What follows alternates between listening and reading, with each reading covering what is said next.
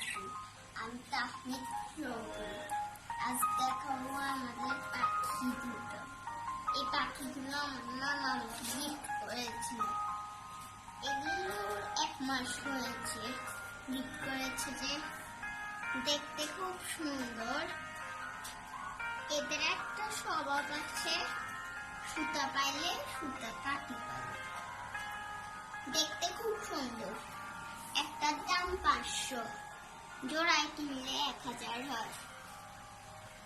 খুব সুন্দর লাগে দেখতে।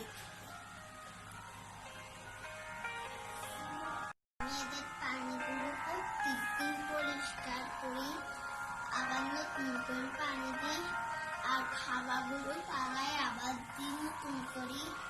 এই কলসটার মধ্যে তারা ডিম পারবে।